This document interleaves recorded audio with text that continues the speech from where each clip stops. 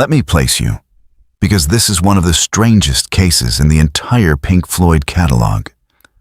A song that haunts the edges of the band's history without ever quite belonging to it. Embryo was written by Roger Waters around 1968, in the uncertain years after Syd Barrett's departure.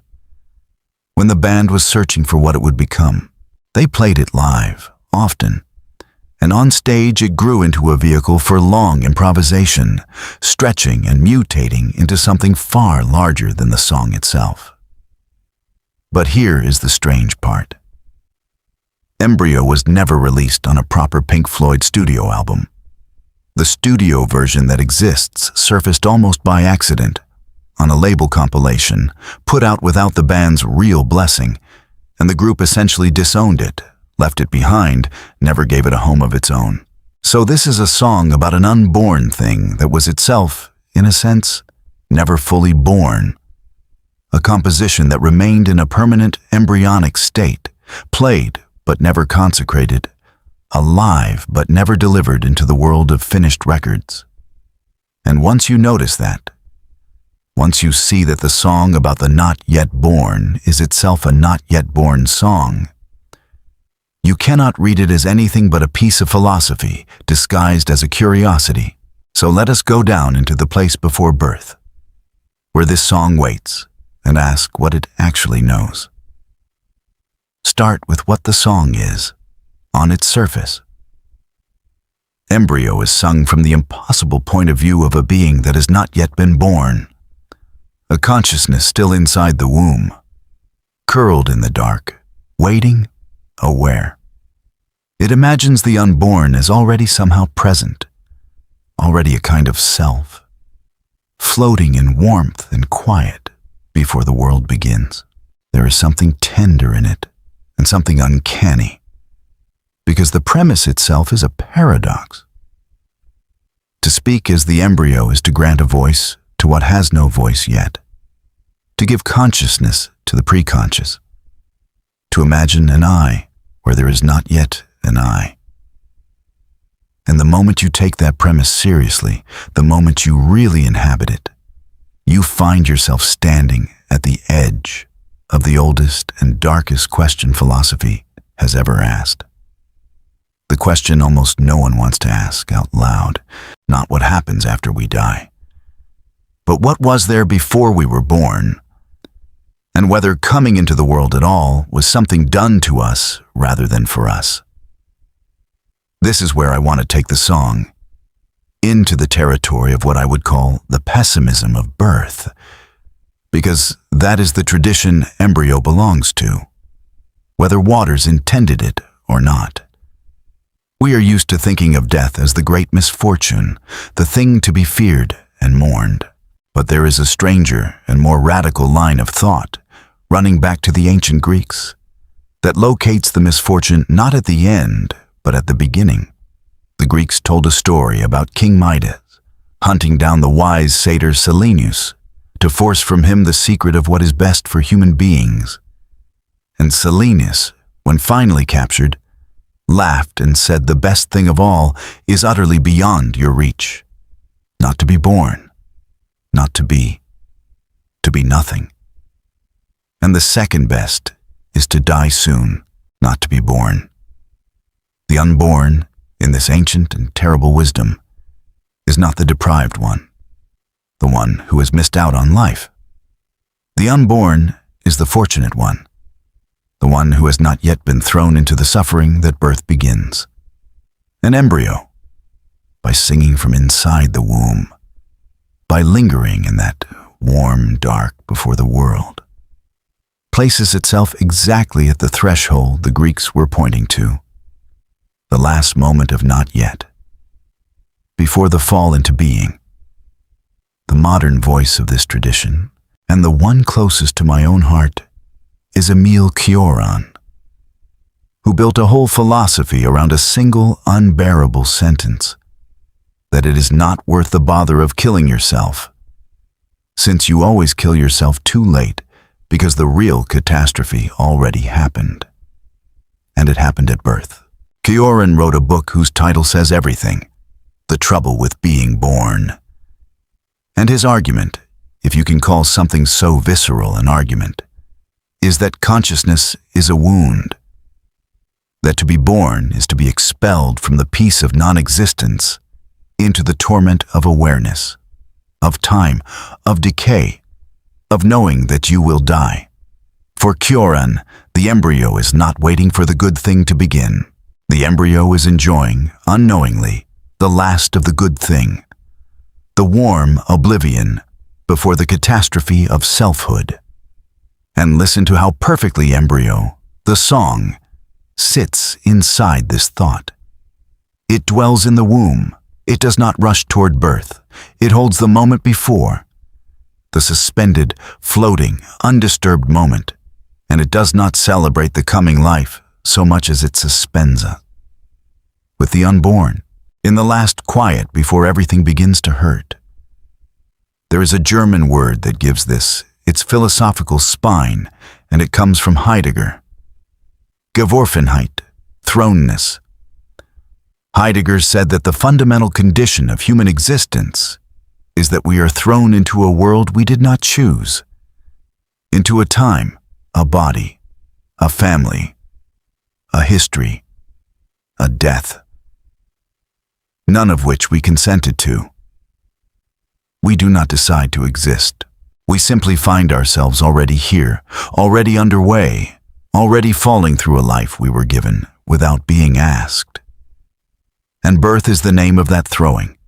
To be born is to be hurled without consent, out of nothing and into everything. The embryo, in the song, is the being on the very lip of that throw. The instant before the hurl, still gathered in the dark, still whole, still unbroken by the world, and the unbearable knowledge the song circles without ever stating is that the throw is coming, that the warmth will end, that the one being sung to is about to be expelled into a life that will demand everything and promise nothing, and that it has no say in the matter at all. And now return to the fact I began with, because this is where the song becomes almost unbearably perfect. Embryo was never born. It was written, it was played, it grew enormous on stage, and then it was abandoned, left off every real album, released only by accident, disowned. The song about the unborn was itself denied a proper birth into the body of the band's work. And there is a terrible beauty in that. An accidental rightness, as if the song had enacted its own philosophy. Because if the deepest meaning of Embryo is that not being born is its own strange grace, then a song that was never properly born has, in a sense, kept faith with its own teaching. It remained in the embryonic state it sang about. It stayed in the warm dark of the unreleased, the unfinished, the not yet never thrown into the harsh light of a finished, judged, consumed album. The song practiced what it preached. It refused to be born, and in refusing, it preserved exactly the condition it described.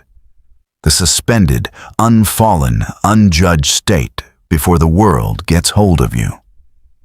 This is why Embryo, for all its obscurity, may be one of the most quietly radical things the band ever touched, more radical in its implication than the grand statements about time and money and madness that made them famous. Because those great songs are about life, about what happens to us once we are here, the clocks, the cash, the breakdown. Embryo goes further back, to the question beneath all of those, the question of whether being here was ever a gift in the first place. And it answers, without quite daring to say it aloud, in the voice of Silenus and Cioran, and the oldest pessimism there is, that the warm dark before the world might have been the best of it, and that everything after, every clock and every coin and every loss, is simply the long unfolding of a throw that no one chose. Let me say a word about where this song sits in the band's evolution, because it tells us something. Embryo belongs to the late psychedelic and proto-progressive years. The period after Barrett when Pink Floyd was searching for an identity, trying on every possible future. And there is a deep irony in the fact that this particular song, on stage, became one of the band's great vehicles for improvisation, swelling from a short, gentle studio sketch into a sprawling live exploration that could run for many minutes, mutating into sound effects, screams, and long instrumental passages. Think about what that means. A song about the unborn, about the being still gathered in the dark before it becomes anything definite. Became in performance the most shape-shifting, undefined, still becoming thing in their repertoire. On stage, Embryo was never finished, never settled into a single form, perpetually in the act of becoming something it never quite arrived at. The song enacted its own subject, not only by never being released, but by never being the same twice, by remaining in performance, eternally embryonic, eternally not yet. It is as if the band understood, perhaps without articulating it, that this was the one song that should never be allowed to harden into a finished thing, because its whole meaning lived in the state before form, before definition, before birth into a fixed shape.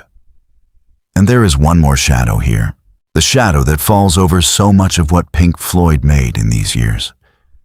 This was written in the aftermath of Syd Barrett, the founder lost to breakdown, the genius the band had to leave behind.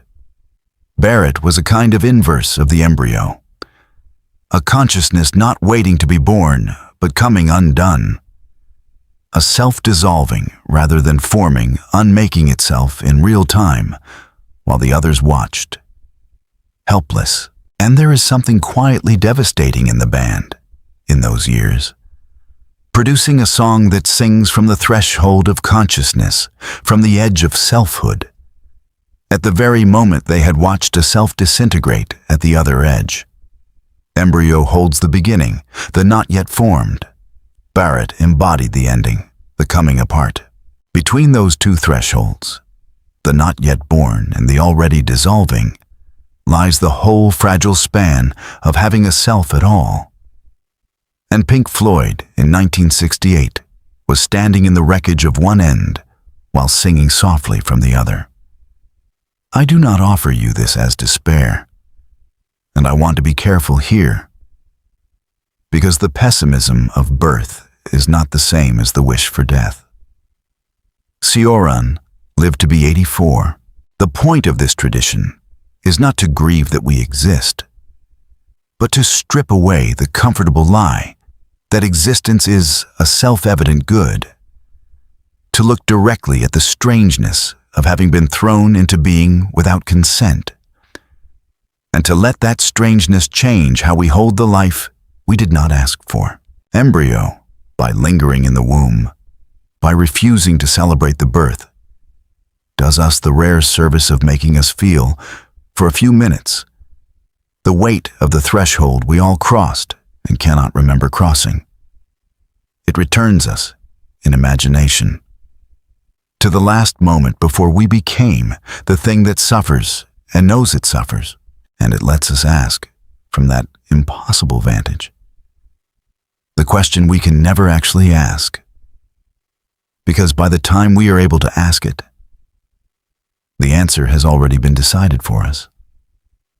So when you go looking for this ghost of a song, this thing the band made and would not keep, listen to it as what it secretly is. Not a minor curiosity, not an outtake, but a meditation from the threshold of existence itself.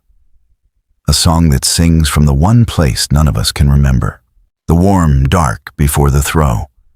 And let it leave you with the question it was built to ask, the question Silenus laughed and Cioran wrote, and this unborn song has been holding in the dark for over 50 years. If the embryo in its warm and waiting dark already had everything, the peace, the wholeness, the not yet broken silence, then was birth the beginning of the gift or the end of it? And were we lucky to be thrown? Or was the song right to stay unborn?